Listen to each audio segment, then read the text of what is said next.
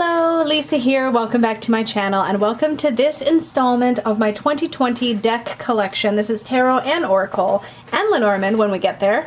2020, yeah, all of that deck collection and Declutter series. That's a mouthful. I really should have come up with a shorter name. Maybe the description title thing will have a shorter name. We'll see.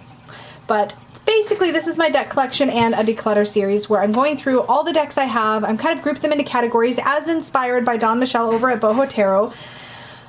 And today's category is the decks I go to for deep work, or the ones I expect will be good for deep work, because I haven't worked with all of these, which I'll get into. I'm just going to dive right in. So the first deck in this category is my first edition Marielle Tarot. Oh man, you guys. This is definitely a deck for deep work. Make sure my camera's focused. I believe it is. Okay. So my copy had big borders on it. It is glossy, and I trimmed it all the way around, and then I used a silver Sharpie to put the titles and the alchemical symbols on the cards as necessary. This is a really, really gorgeous deck. It's super special. It definitely is one of the decks that got me really excited about the new things that had been happening in tarot when I found the TarotTube community and discovered all the new decks that had been coming out. And this one was just, it was really special. This is a really difficult card. But here's the thing. When the second edition Marielle came out, this is one of the art that had changed. And I completely respect why the art had changed, and I've definitely read the creator's thoughts on why she changed it. My concern, I guess, with that is that this was such a powerful card for my personal work that the fact that this was changed in the second edition is actually one of the reasons why I didn't buy the second edition. The second edition is also matte and comes already trimmed. Sorry, I have a dog that is like gonna rebel if she doesn't get in here. Come on in, Shayla. Anyway, so the thing is that when the second edition came out and it was matte and it was gilded and the cards, I think they're about the same size actually as my trimmed version, but then the artwork had changed and I was just so bummed. I wish that if the artwork had changed that the original art had also stayed in the deck so that we had an option of which to work with. But to be honest, I also realized I didn't want to transition to the second edition because I'm just so bonded with this version that I trimmed myself, that it was one of the first decks that I trimmed, actually, one of.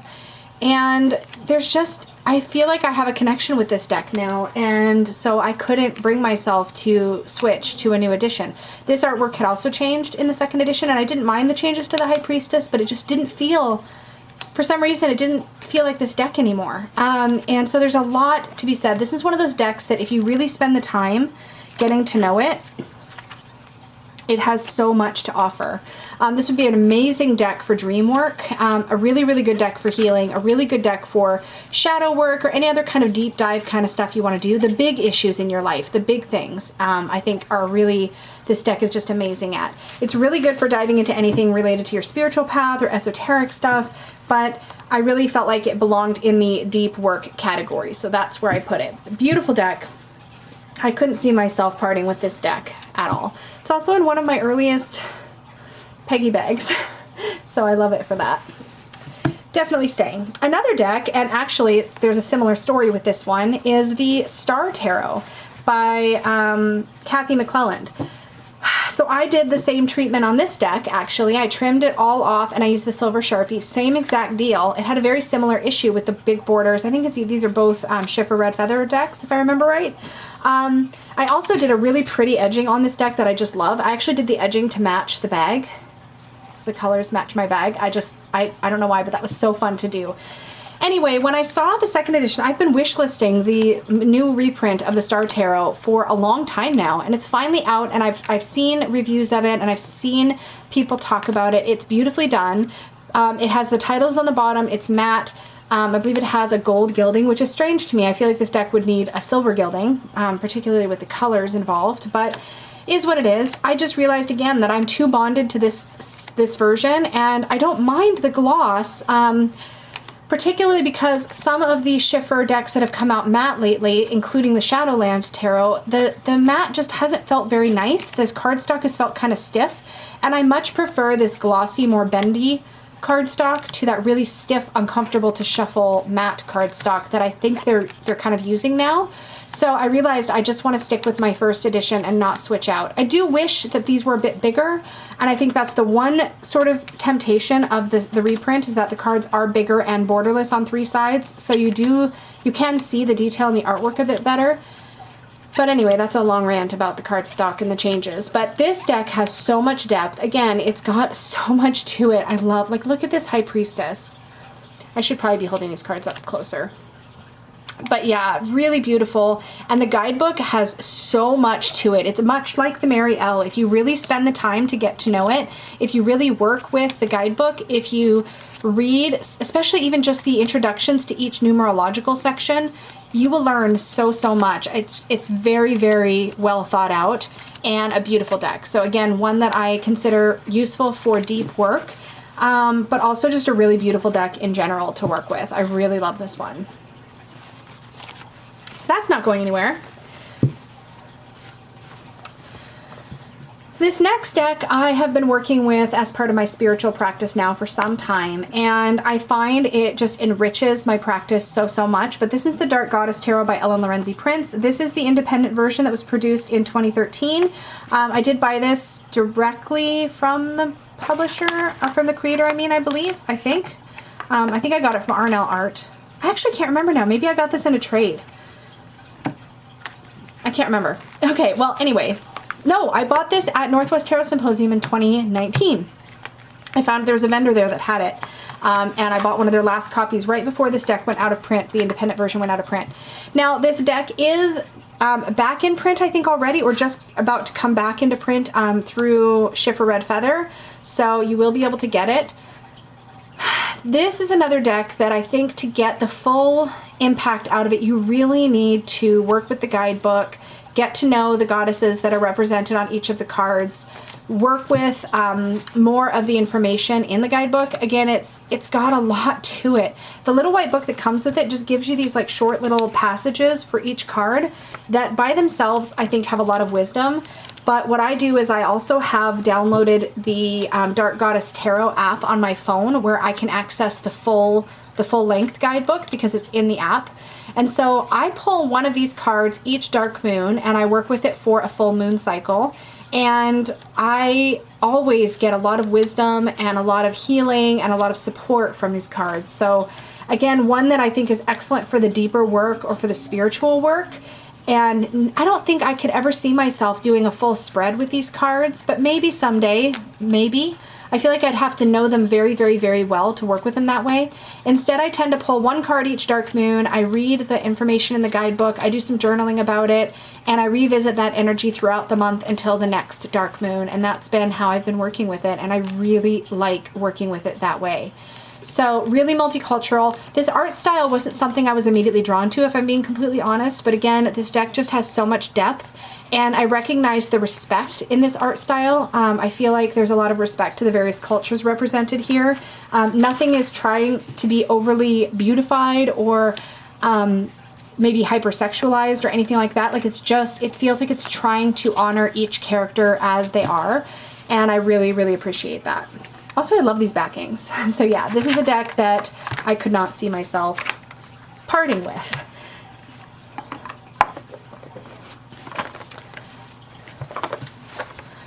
Alrighty, so I just realized,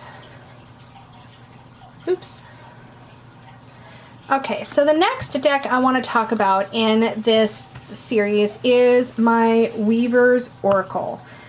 This is, oh man, this deck, first of all, can we talk about the labyrinth here? Like, it is so perfect for this deck. I just don't know where to start. Yeah, it's exactly perfect for this deck. So we have, I don't even know where to start. The guidebook for this is something really truly spectacular, and I don't know if I even have the words for it. Check out the edging, which I did to match the backs. So these paintings are huge. The originals of them are huge, and these cards, each of them has so much intention and spiritual sort of path working that the artist did to create these.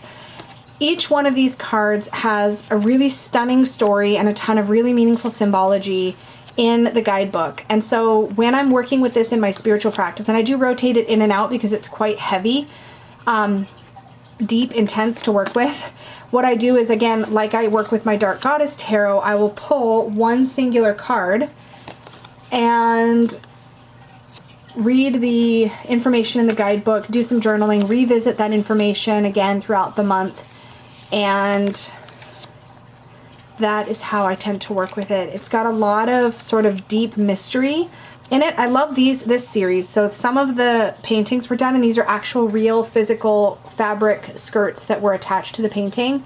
And as the artist describes, there's special objects or little spell pouches and all kinds of things sort of hidden beneath the skirts, things you can't even see taking in the artwork. There's so much that went into this artwork beyond what you can visually take in. And I think that's one of the things that imbues these images with so much potency that it's almost, it just almost takes your breath away. It's just one of those that I think is really spectacular and unique. The Weaver's Oracle. This was not an inexpensive deck. It's really beautifully produced, and the cards themselves, they're kind of thin and bendy, but they have this like feeling, almost like a silky finish to them. So I do think they have some kind of like silk lamination or something on them. I'm not entirely sure, but they feel really nice.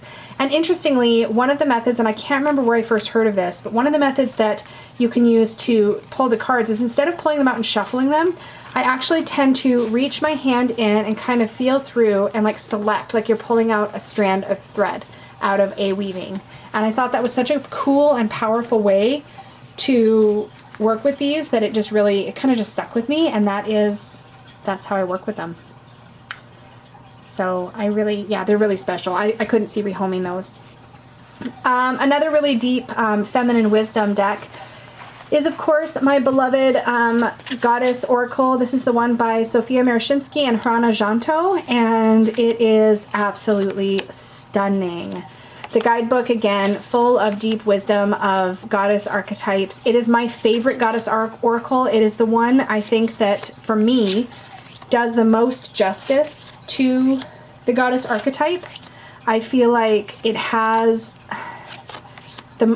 I don't know how to describe it. The Dark Goddess Tarot, while that approaches the goddesses from this sort of deep wisdom place, I feel like this deck approaches the goddesses from a place of helping you to build a relationship with them should you want to work with them in a more one-on-one kind of capacity.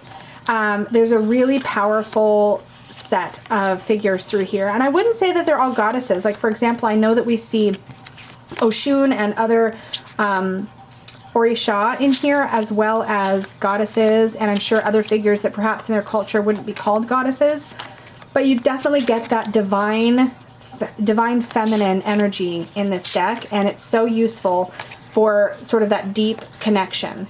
I often work with this deck by pulling a card on the full moon. I rotate it in and out of my spiritual practice, but it is one of those decks that I tend to work with one card at a time, nice and slow, and just take in everything they have to offer. Someday I would like to trim this deck, and if I do, I would trim it so that all of the white is off the backs, and I would make sure that this whole chunk on the top is off, and I would keep as much of this text at the bottom as possible. I have seen copies of it trimmed, and it looks just beautiful, so someday I might like to do that, but haven't been able to bring myself to do it just yet. Oops, I think I bumped my camera.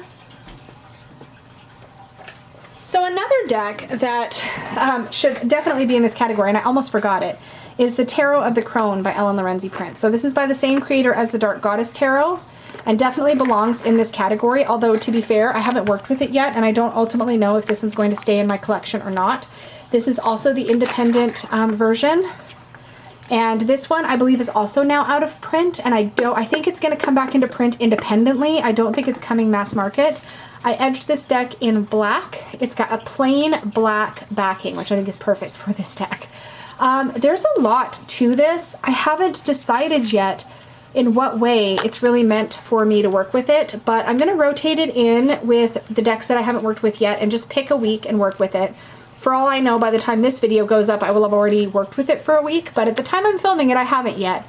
So I don't have a lot of commentary on it yet, besides to say that it does have that very sort of shadowy or deep work kind of energy to it So I'm expecting that's how it's going to show up in readings. It doesn't feel like the kind of deck that's going to gently hold your hand. It definitely feels like one that's going to have sort of a really intense voice. So I definitely think it belongs in this category. And I am certainly not going to be rehoming it anytime soon. I really want to work with it. And if it ends up working with, if I end up bonding with it the way I've bonded with the Dark Goddess Tarot, then it's very likely to stay in my collection over the long term. But I haven't yet given it a bag. So for now, it's naked. It's naked. So next up is the Philarkos Tarot. This was such a cool deck. So I believe I got this deck. Yes, I got this deck in a trade. At Newt's, at a trading event I went to at Newt's this year in 2020.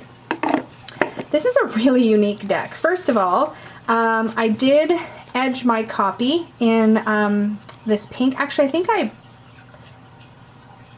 I trimmed it. Yeah, I trimmed it and I edged it. So I edged it in this like fuchsia kind of magenta-y color.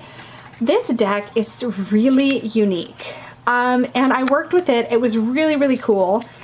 I had a really amazing experience with it, and yet for some reason, ever since I've put it away, I keep wondering if it's one that I'll want to reach for again. It's almost like, you know that funny saying where they say that people come into your life for a reason, a season, or a lifetime? I feel like this one came in for a season. Like I was meant to work with it a bit. I love this Tower card depiction.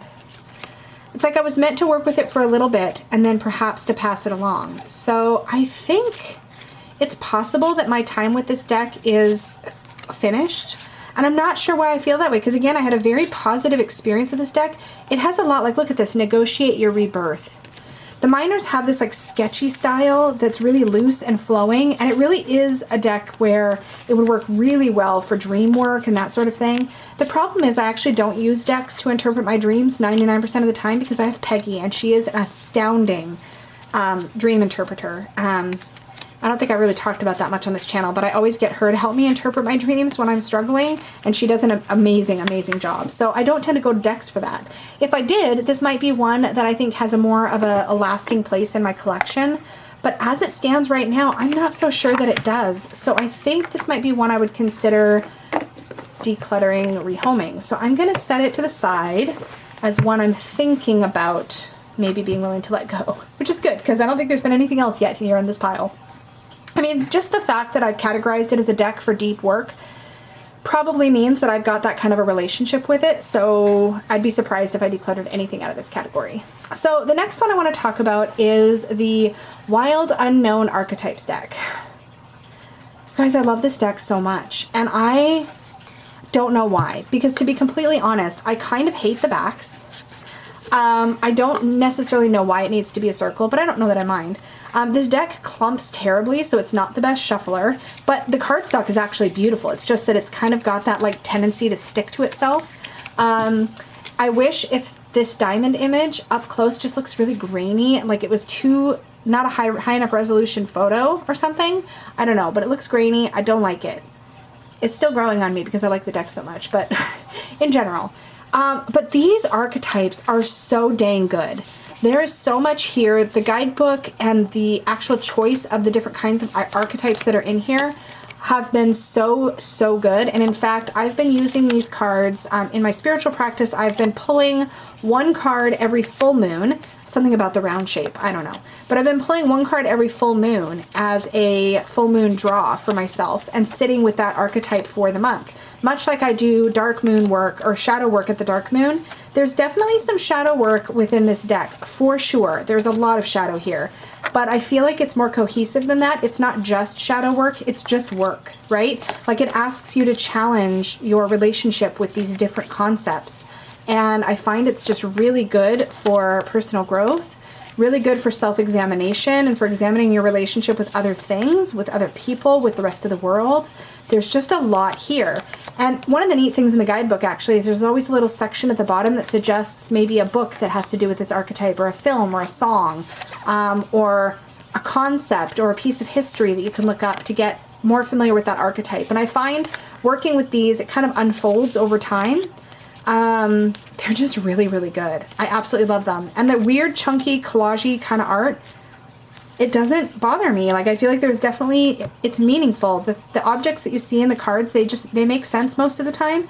This is one where I wasn't so sure, but even here, actually, if you sit with it, you've got one hand kind of giving, one hand receiving. Here you have sort of the eye of like a feline or some kind of like wild cat or something, and then down here you have a skull in this like barren environment. So there, you still have, yeah, there's, if you sit with these, even though, again, they're kind of like almost like old style collage where you like cut an image out of a magazine or something, combined with Kim Kranz's art style, I don't know, there's something about it that just kind of grabs you, and at least it does to me. So love this, would not be rehoming it. And it took me a while to actually pull the trigger because I was really not sure. I love archetypes, but I've had hit or miss experiences with Kim Kranz's other decks. So I was like, I don't know, but this is a good one. It's so good. Okay, so that's staying. My keep pile is getting very big. This one, I'm not even sure if this belongs in this section, but I could not think of what section to put this deck in. So this is where it went. But this is such an all-arounder. It's good for so many things. This is the DAO Oracle. So this is by Mob Deva Padma, who was also the artist who did the Osho Zen Tarot. I've edged my copy in a like kind of brick reddish kind of color to match the backs. This is an Oracle deck that is based on the I Ching, so it is very balanced because like the Tarot, the I Ching has kind of all parts of life, right? All the major archetypes, all the major parts of life, good and bad, represented. So it's very balanced. It has these wonderful keywords on the bottom. I had this deck for so long before I ever bothered to really work with it. And then once I did, I fell in love. It's still one of my favorite Oracle decks because of how balanced and cohesive and expansive and useful it is. Like, not only do I really enjoy the artwork, because I do, it's a lot softer and more full of depth, I think, than the flatter, more vectorized almost style of the Osho Zen. But the keywords and the things represented in these cards, they work so well. And I love this. I couldn't see myself rehoming it. It's got so much good stuff in here.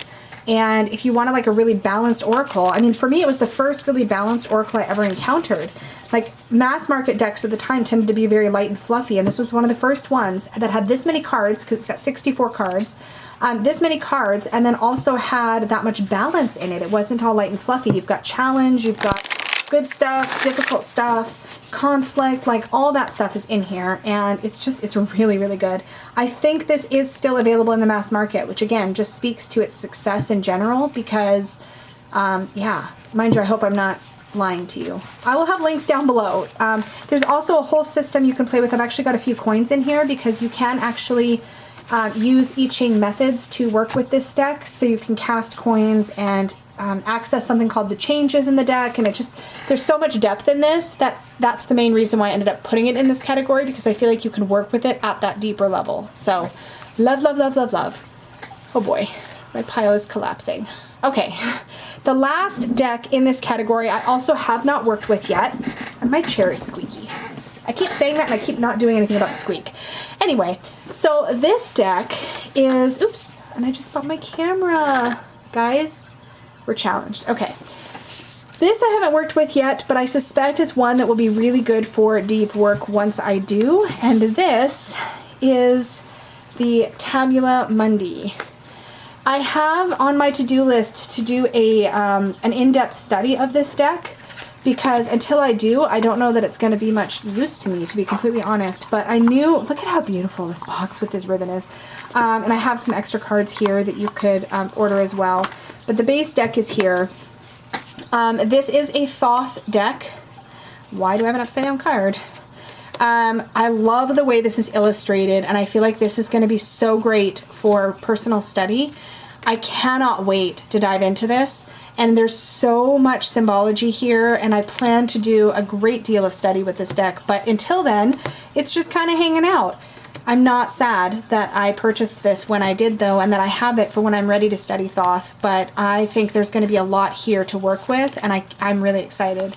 I can't really give much opinion on it besides to say that the production value of this deck is absolutely stunning. I think it may now be out of print. I'm not sure. I know that it was near out of print when I got it, but I don't know if she's going to continue to reprint it or like kind of what the story is there, so I don't have a lot of feedback, but I will have a link to MM Maline's website so that you can check it out and discover for yourself if it is still available or not. But this book looks like it's going to be chock full of really good information. So I'm going to be studying with this book. I may also get a classic Thoth deck with Lady Frida Harris's artwork on it. I haven't decided yet. But for now, it's just living in this very special bag for when it is time to work with and study, and I'm looking forward to it. So that, my friends, is all of my deep work decks. I don't think I left anybody out. And I think of everything here, the only one that I think I may be ready to rehome is this Philarkos Tarot. So I think I'm going to put this one in my to be considered for trade pile for now. And we'll see. So as I've mentioned in other videos, just in case this is the first one you're catching, I just totally I put it down and then it slid. Anyway, in case this is your first one of these that you're catching, I'm not immediately putting them up for trade. What I like to do when it's time for me to think about trading a deck is I like to set it aside, think about it for a bit, and see if I might miss it, because I don't like to be too hasty with my deck trading and selling decisions. So I'm going to do that for a bit, and then when it's time, it will either show up on my to be traded list on the Tarot Trade Tuesday post in Supportive Tarot Facebook group, or I may make a video on my channel here about decks that I'm rehoming at some point, so maybe keep your eyes out for that. But I'm not releasing it to the wild just yet. Mind you, by the time this video is up, it may be. So if there's something you're super curious about that I've said I'm getting rid of, then I suppose you could just email me at tarotwithlisa@gmail.com. And if I'm not ready yet, I can always just tell you that. Man, this just got awkward. Well, there you go. Thanks for hanging out with me. And remember to like, share, subscribe. And if you would like to book a tarot reading with me, you can do that over at supportivetarot.com. Thanks so much for hanging out, guys. Bye.